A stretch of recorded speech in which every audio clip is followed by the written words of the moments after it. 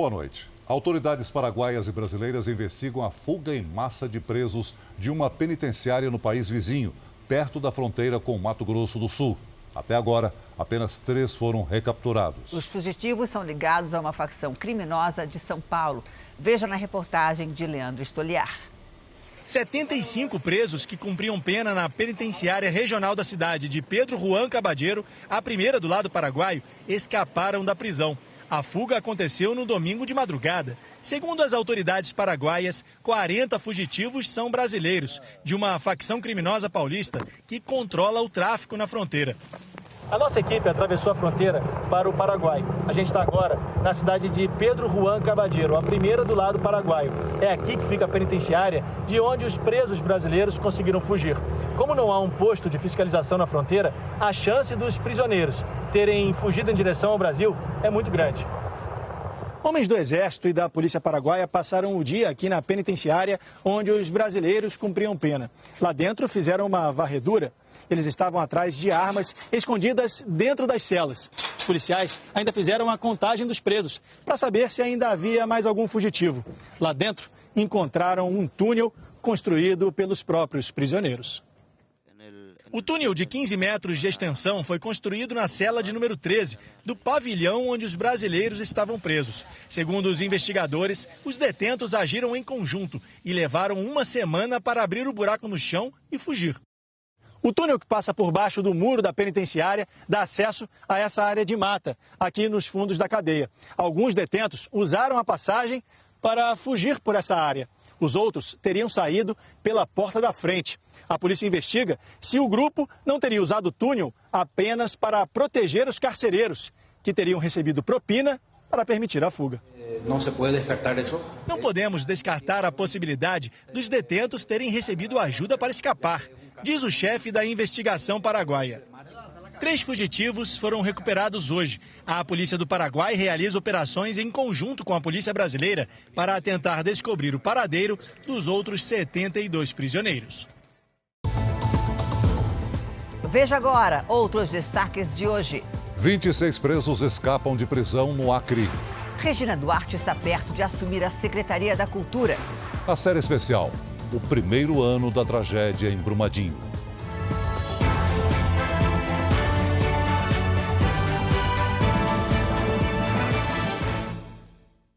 Oferecimento Ágora. Investir transforma incertezas em planos. Invista com a gente.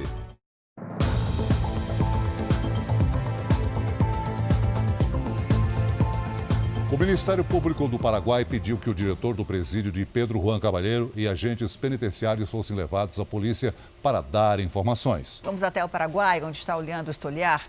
Boa noite, Leandro. 72 criminosos perigosos continuam soltos. Imagino que o clima aí seja de medo, né?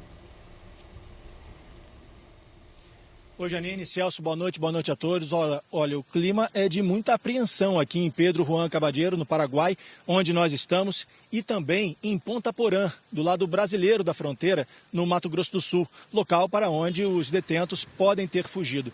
As polícias brasileira e paraguaia reforçaram a segurança na fronteira para tentar encontrar esses fugitivos. Agora uma informação, o diretor aqui da penitenciária de Pedro Juan Cabadeiro, Christian Gonzalez, o chefe da segurança, Matias Baez, e mais 30 agentes penitenciários foram detidos. O grupo foi interrogado por promotores hoje. O Ministério da Justiça paraguaio acredita que os presos contaram com a ajuda de funcionários da penitenciária e teriam escapado aos poucos durante a semana. Em troca, esse grupo teria oferecido R$335 mil de suborno.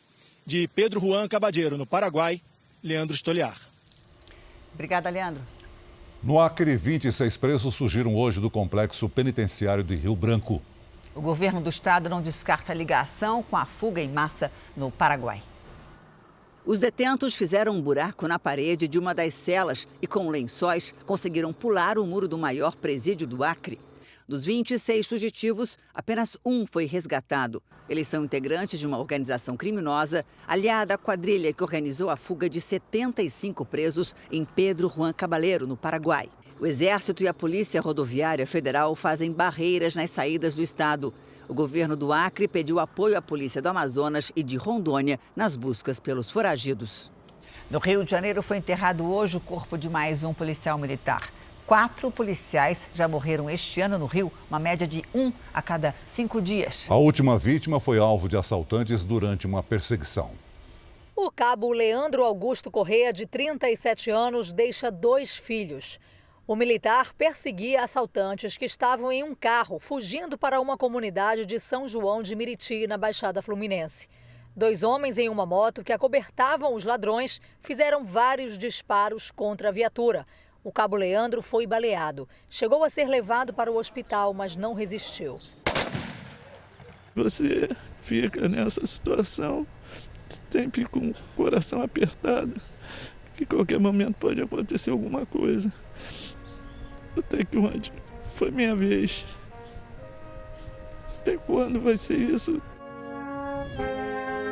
Do início do ano até agora, 4 policiais morreram vítimas da violência. Nas últimas 72 horas, pelo menos 10 pessoas foram baleadas na região metropolitana do Rio.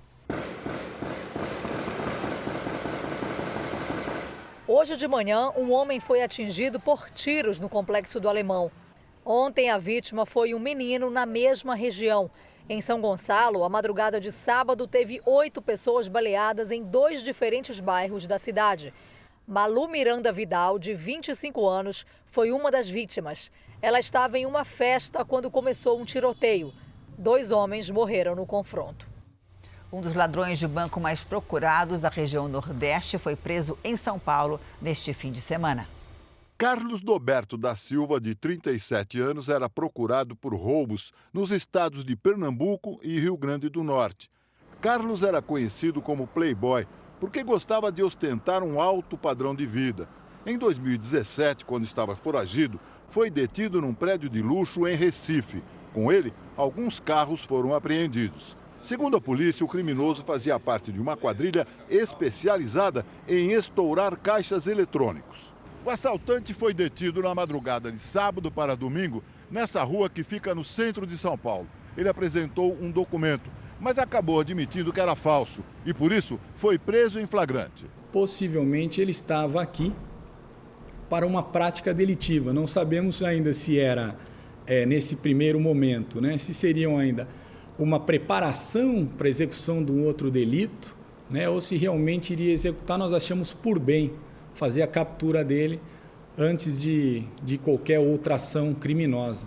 Hoje, Carlos Doberto passou por uma audiência de custódia. Ele vai permanecer detido, porque há mandados de busca contra ele em outros estados. Playboy está em prisão preventiva e foi transferido para o Centro de Detenção Provisória de Pinheiros. O governo de Angola prometeu usar todos os meios possíveis para forçar o retorno ao país de Isabel dos Santos, a filha mais velha do ex-presidente José Eduardo dos Santos. Ela é a mulher mais rica da África e teria construído um império baseado em corrupção e na exploração do país. A fortuna de Isabel dos Santos é estimada em 12 bilhões de reais. Documentos divulgados agora mostram que ela enriqueceu com esquemas financeiros suspeitos com empresas de energia, varejo, telecomunicações e bancos. O marido de Isabel, o congolês Sindika Dokolo, comandava as operações junto com ela. E para despistar as autoridades, o casal usava uma vasta rede de colaboradores em outros países. A suspeita é de que 400 empresas de 60 países participaram do esquema. Algumas delas aqui dos Estados Unidos atuaram como conselheiras, assumiram a contabilidade e o pagamento de impostos das empresas de Isabel dos Santos e ainda desviaram recursos para o exterior. A Promotoria Pública de Angola congelou os bens de Isabel e do marido no país. O vazamento dos documentos recebeu o nome de Luanda Leaks. São mais de 715 mil arquivos com trocas de e-mails, projetos, mapas e demonstrativos de operações. O Consórcio Internacional dos Jornalistas Investigativos, que tem representantes de empresas de comunicação de vários países, analisou os documentos. Uma das denúncias é que Isabel dos Santos teria desviado o equivalente a 500 milhões de reais de fundos públicos para uma empresa offshore quando estava à frente da petrolífera estatal angolana Sonangol. Ela e o marido alegam perseguição política e dizem que foram vítimas de hackers. Eu construo empresas, invisto, crio empregos. Minha fortuna vem dos negócios, disse nas redes sociais. José Eduardo dos Santos foi presidente de Angola durante 38 anos.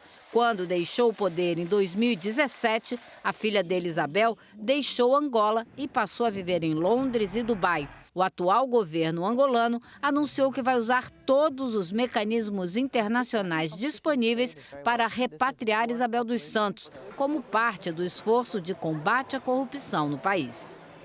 A construtora Odebrecht confessou que usou dinheiro brasileiro para repassar propina ao ex-presidente da Angola, José Eduardo dos Santos. Ele teria usado as empresas da filha, Isabel dos Santos, para lavar o dinheiro. O esquema também teria pago campanhas eleitorais e palestras do ex-presidente Lula na África. A Odebrecht atua em Angola há quase 40 anos, mas foi durante os governos de Lula e Dilma Rousseff no Brasil que a empreiteira deu o maior salto nos negócios no país africano. O faturamento passou de 17 para 107 bilhões de reais na era petista. Crescimento sustentado por financiamentos do BNDES. Segundo a Procuradoria-Geral da República, há indícios de crimes cometidos contra o BNDES, que abriu uma linha de crédito exclusiva para Angola de US$ 1 bilhão, cerca de 4 bilhões e meio de reais. Boa parte desses financiamentos não foi paga e o Banco Público Brasileiro ficou no prejuízo. A Lava Jato suspeita que uma das obras superfaturadas é a ampliação da hidrelétrica de Cambampe, segunda maior de Angola, que recebeu 2 bilhões de reais do BNDES. Segundo os marqueteiros do PT, João Santana e Mônica Moura, que fecharam acordos de delação premiada, pelo menos 50 milhões de dólares teriam ido para o casal, que ajudou na reeleição do presidente angolano José Eduardo dos Santos. Outro delator, Marcelo Odebrecht, ex-presidente da empreiteira, disse que parte das propinas também teria abastecido a conta corrente mantida pela construtora com o PT e administrada pelo ex-ministro Antônio Palocci. Neste meio, entregue pelo próprio Marcelo Odebrecht, um dos diretores da empreiteira pede autorização a ele para retirar 30 milhões de reais do italiano, apelido de Palocci, dos negócios em Angola. Em troca, a cúpula petista ajudaria a empreiteira a fechar mais contratos no país. Em outro e-mail, Marcelo conversa com Branislav Contic, braço direito do então ministro da Fazenda, pedindo para reforçar com Palocci um convite a Carlos Feijó, ex-chefe da Casa Civil de Angola, para vir ao Brasil e retomar conversas político-estratégicas de alto nível entre os dois governos. A visita do braço direito de José Eduardo dos Santos ao Brasil não aconteceu. Mas a Odebrecht achou outro caminho para destravar pagamentos do governo de Angola para a empreiteira. A solução foi levar o ex-presidente Lula até o país africano. Neste e-mail, Marcelo combina os assuntos que iriam abordar em uma reunião com Lula, incluindo uma palestra em Angola. Dias depois, Clara Ante, funcionária do Instituto Lula, negociou a data da palestra diretamente com Emílio Odebrecht, dono da construtora. A palestra realmente ocorreu em maio de 2014. Lula recebeu R$200 mil da Odebrecht para comparecer ao evento. Segundo Alexandrino Alencar, um dos delatores da empreiteira, o ex-presidente petista se encontrou com o presidente da Angola, junto com Emílio Odebrecht. E isso fez com que pagamentos em atraso fossem quitados. A assessoria de Lula disse que o ex-presidente realizou palestras para mais de 40 empresas e que todas foram feitas legalmente. Odebrecht informou que colabora com a justiça. O mergulho em águas rasas é uma das principais causas de lesão na medula e o problema aumenta no verão. Nesse fim de semana, um homem mergulhou no pier do Porto da Barra, a praia mais frequentada de Salvador. Ele bateu a cabeça numa pedra e morreu. O mar calmo do Porto da Barra faz um convite ao mergulho. Aqui, jovens se divertem pulando na água cristalina. Se jogam sem medo. A sensação é muito boa. Mas nem todo mergulho acaba bem. Neste domingo, um homem de 25 anos morreu após se jogar na água. Ele mergulhou e não retornou à superfície. A profundidade neste trecho onde os banhistas pulam varia de acordo com a maré. mas não há nenhum alerta sobre os riscos. Mergulhos em águas rasas são a quarta maior causa de lesão na medula no Brasil. No verão, passam a ser a segunda causa, de acordo com a Sociedade Brasileira de Ortopedia e Traumatologia. E não é só nas praias que mora o perigo. Em Pirenópolis, no interior de Goiás, muitos turistas visitam a Cachoeira do Abade, tradicional ponto turístico da cidade. A maioria ignora o perigo. A pessoa não tem conhecimento muito bem do local, e mergulha, né, e bate a cabeça ali numa pedra ali, tá raso o local e tudo, né? Segundo o Ministério da Saúde, entre 2018 e 2019, foram registrados mais de 19 mil procedimentos no SUS relacionados à lesão medular. Neste mesmo período, foram realizadas mais de 9 mil cirurgias. Estudante de fisioterapia, Kaique sabe dos riscos de ter uma lesão cervical por conta desse tipo de mergulho. Ainda assim, não deixa a diversão de lado. Me preocupo já porque eu pulo há muito tempo, mas para quem está chegando agora tem que ser penalizado se você não é do local, você toma cuidado no pular de cabeça, procurar sempre informação de quem já pula ali com frequência. Veja a seguir, Regina Duarte encontra Bolsonaro e está perto da Secretaria da Cultura. E na série especial, parentes se recusam a enterrar restos mortais de vítimas de Brumadinho 1 ano depois da tragédia.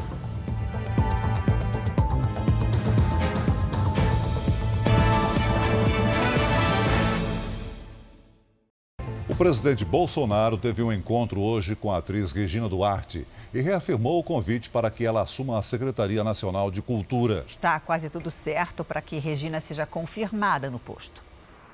O encontro foi rápido e considerado produtivo. Regina Duarte e o presidente se reuniram na área militar do aeroporto Santos Dumont, no Rio de Janeiro. Pouco depois, Jair Bolsonaro embarcou para Brasília. É a segunda vez que Regina Duarte é convidada. O encontro desta tarde animou o presidente Bolsonaro, que está confiante que a atriz se torne a nova secretária da Cultura. Na quarta-feira, Regina Duarte viaja a Brasília para conhecer a estrutura da pasta. A atriz mostrou interesse em saber detalhes de como a área funciona e se diz disposta a pacificar a relação entre o governo e a classe artística. O presidente postou uma foto ao lado da atriz e do ministro-chefe da Secretaria de Governo, Luiz Ramos, e escreveu: "Iniciamos um noivado que possivelmente trará frutos ao país." Mais cedo, Jair Bolsonaro esteve no Palácio da Cidade para um encontro com o prefeito Marcelo Crivella. Falamos rigorosamente sobre Rio de Janeiro, parcerias com o governo federal e as obras que estamos realizando, as necessidades que temos em todos os setores. Isso vai ser bom para nós, para todos nós, para o Rio de Janeiro. A possibilidade de recriar o Ministério da Cultura sob o comando da atriz Regina Duarte ainda está em estudo, mas é pouco provável. Vamos a Brasília com Luiz Fara Monteiro.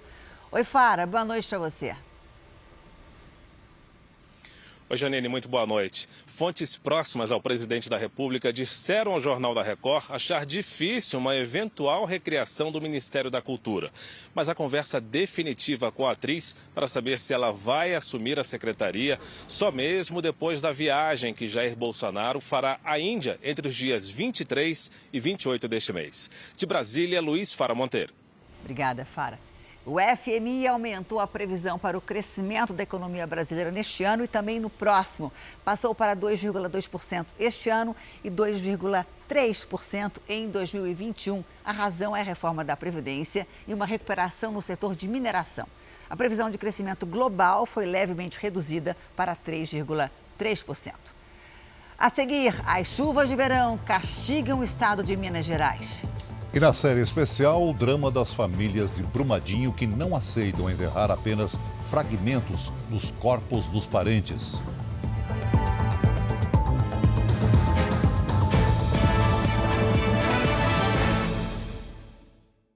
O INEP, responsável pela realização do Enem, confirmou que cerca de 6 mil alunos tiveram as notas corrigidas. A Raquel Vargas tem mais informações. Oi, Raquel, boa noite para você.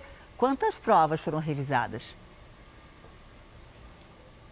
Oi, Janine, boa noite para você, boa noite a todos. Olha, segundo o Instituto, todas as avaliações dos quase 4 milhões de estudantes foram analisadas. Os novos resultados já estão no sistema e podem ser acessados. E por conta desse erro, o Ministério da Educação resolveu ampliar o prazo para inscrição no Sistema de Seleção Unificada, o SISU, que começa amanhã e vai até domingo. Lembrando que o SISU possibilita o ingresso nas universidades públicas federais com as notas do Enem. Bom, e o INEP confirmou que esse problema foi provocado pela gráfica que imprime a prova e que será notificada. 95% dos casos foram registrados em 3 cidades de Minas Gerais e uma da Bahia. De Brasília, Raquel Vargas. Obrigada, Raquel. Então anota aí no r7.com, além do SISU, você vai saber também como funcionam as inscrições do FIES e do ProUni. O Brasil foi o 4º maior destino de investimentos estrangeiros diretos no ano passado, segundo a Conferência da ONU para Comércio e Investimentos. O país ficou atrás apenas dos Estados Unidos, da China e de Singapura. O relatório aponta ainda que os investimentos no Brasil subiram um pouco mais de 250 bilhões de reais em 2018 para quase 315 bilhões de reais no ano passado. Foi um aumento de 25%. É o melhor resultado do país em 7 anos. A Prefeitura de Belo Horizonte decretou estado de emergência por causa dos estragos das fortes chuvas. Segundo a Defesa Civil, em 40 minutos choveu mais de 100 milímetros na região. A água subiu rápido e a rua virou um rio. Agarrado a uma árvore, o homem escapou de ser levado pela correnteza. Está preso lá no meio. Sem ter onde segurar, este outro homem é levado com as barracas e lonas da feira, para desespero dos comerciantes que perderam tudo o que tinham. No beco, onde moram várias famílias, policiais militares fizeram uma espécie de mutirão para salvar quem tinha dificuldade para sair, como este bebê. Passado o sufoco, Raquel pôde agradecer ao policial que salvou a filhinha dela. Eu estava conversando com ele pelo telefone. Ele falou assim: calma, moça, coloque seus filhos num lugar mais alto. Foi o nosso juramento, proteger e salvar o cidadão mineiro, mesmo com o sacrifício da própria vida. Foram por estes becos que a água passou levando tudo. E o que sobrou foi essa montanha de imóveis destruídos. Quem mora aqui perdeu tudo. E agora o pessoal aguarda a chegada de funcionários da prefeitura para recolher todo esse entulho, porque vem mais chuva por aí. No quarto, que virou um amontoado de lixo, o filho de Dona Lúcia, que é cadeirante, quase morreu. Meu esposo pedindo socorro lá no portão, seguro no portão com medo da água carregar ele. Eu falei: ô Gil, vamos descer que nós vamos morrer afogado. A foto mostra 2 crianças de 2 meses e 3 anos em cima de um guarda-roupa. Foi assim que Caroline salvou os filhos durante a enchente. Eu já tinha mandado uma mensagem para todo mundo, despedindo de todo mundo, que eu achei que eu ia morrer. As famílias fecharam a avenida para pedir obras de prevenção. O tráfego foi liberado e um morador gravou um policial jogando entulho no mesmo rio que havia transbordado na noite passada. Estava jogando lixo no rio! A Polícia Militar de Minas Gerais informou que o comportamento do policial que acabamos de mostrar é um caso isolado. Ele ainda não foi identificado. Será que os temporais vão continuar nessa semana na região sudeste? Oi, Lidiane, boa noite para você. Sim ou não? Sim, viu, Janine? Infelizmente. Boa noite para todo mundo. Tem previsão de muita chuva para os próximos dias entre o centro-oeste e o sudeste. Amanhã a chuva mais pesada vai cair entre Goiás e o Espírito Santo. Uma circulação de ventos no oceano funciona como um exaustor. Esses ventos puxam a umidade e aumentam a fabricação de nuvens de chuva.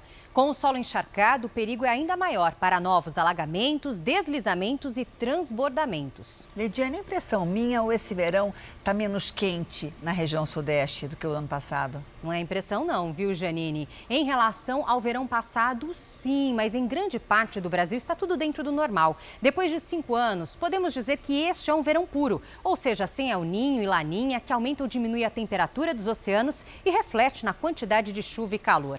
Esse verão puro tem temperaturas bem altas no sul. Faz 27 graus em Curitiba e Florianópolis e até 36 em Porto Alegre.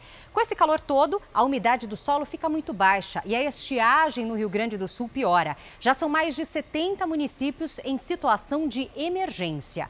Amanhã o tempo fica firme entre Mato Grosso do Sul e São Paulo, Roraima e Amapá. Vitória está bem perto de bater a quantidade de chuva para o mês, mas só esta semana todo esse volume pode cair de novo. Amanhã faz 27 graus. Em Belo Horizonte e Goiânia, atenção para mais temporais. Máximas de 27 e 29 graus. Na região norte, chove forte em Belém, com 31 graus. E em São Paulo, vamos ter mais um dia abafado, com chance de garoa. Máxima de 27. Volta amanhã. Boa noite. Obrigada, Lidiane. Boa noite para você. A semana em que a tragédia em Brumadinho completa um ano começou com um protesto em Minas Gerais. Cerca de 350 manifestantes carregaram faixas e cartazes com mensagens contra a Vale. A marcha saiu de Belo Horizonte e deverá passar por 3 cidades até chegar a Brumadinho. O rompimento da barragem, em 25 de janeiro do ano passado, matou 259 pessoas. 11 ainda estão desaparecidas. Um ano depois da tragédia de Brumadinho, uma situação inédita mobiliza polícia, Ministério Público e Justiça. Como identificar e o que fazer com fragmentos de tantas vítimas encontrados todos os meses sob a lama? Muitos são de pessoas que já foram até enterradas. Já alguns dos mortos ainda não tiveram sepultamento. E as famílias vivem um drama porque esperam enterrar os corpos dos parentes inteiros. Veja agora na série de reportagens especiais do Jornal da Record.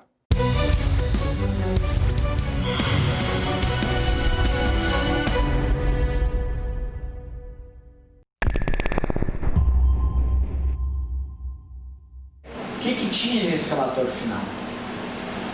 Tinha análise de probabilidade de ruptura nos 4 modos de falha. Quais sejam? Calvamento, erosão interna, estabilização e liquefação. O senhor teve acesso a esse documento? Tive acesso no material compilado.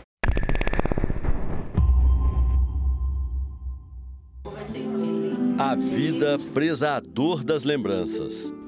A imagem que eu tenho dele é o esposo, o pai, brincalhão, conversando dentro de casa.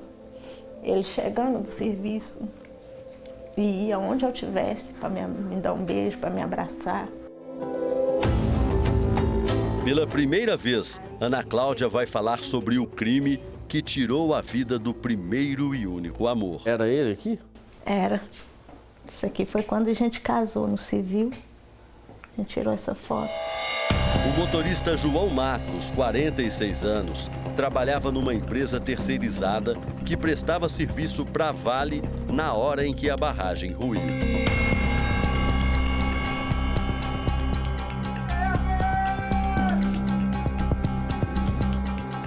Em um ano de buscas, os bombeiros já vasculharam 95% da lama agora endurecida. O corpo de João foi o último a ser identificado, mas não o suficiente para que a viúva concordasse em fazer o enterro. O osso da canela, da perna esquerda, é muito pouco. Tem que ter, no mínimo, 50% do corpo dele.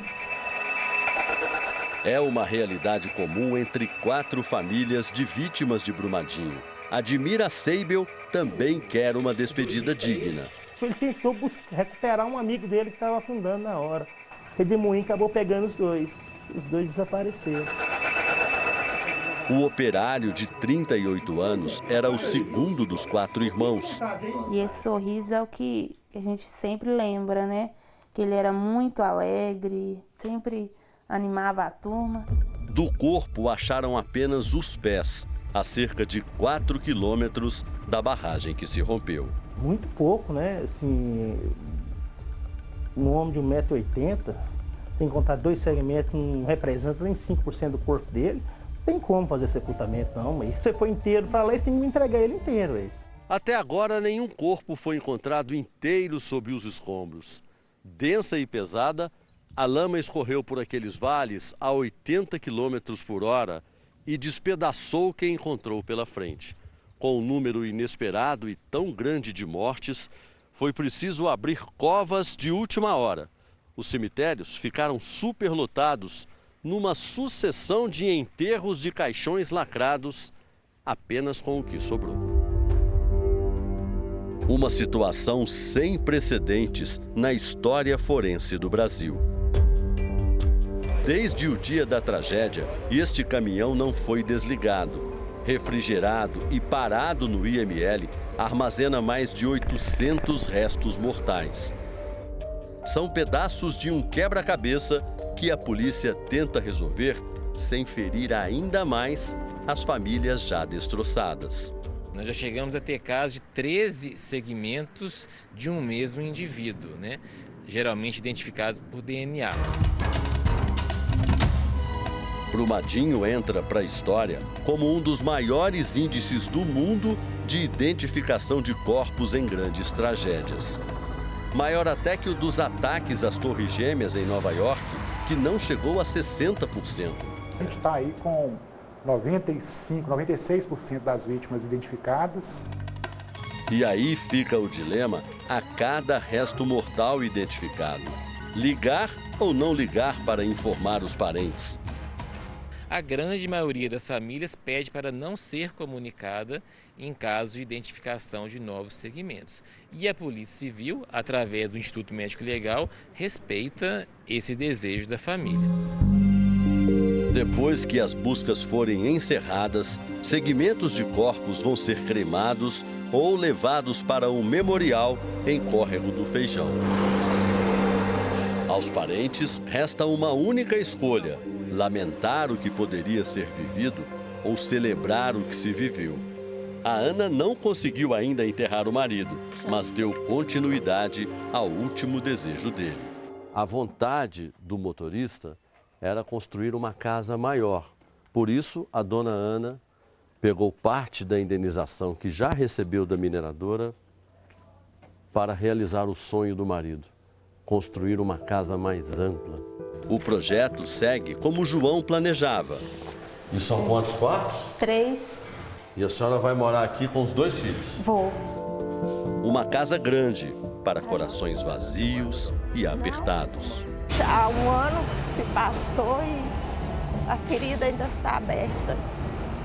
E enquanto eu não conseguir enterrar ele, acho que vai continuar aberto.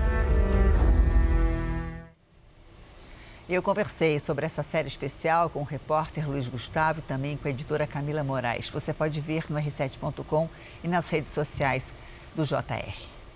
O Jornal da Record termina aqui. A edição de hoje na íntegra e também a nossa versão em podcast estão no Play Plus e em todas as nossas plataformas digitais. E à 00:30 tem mais Jornal da Record com o Sérgio Aguiar. Fica agora com a novela Amor Sem Igual.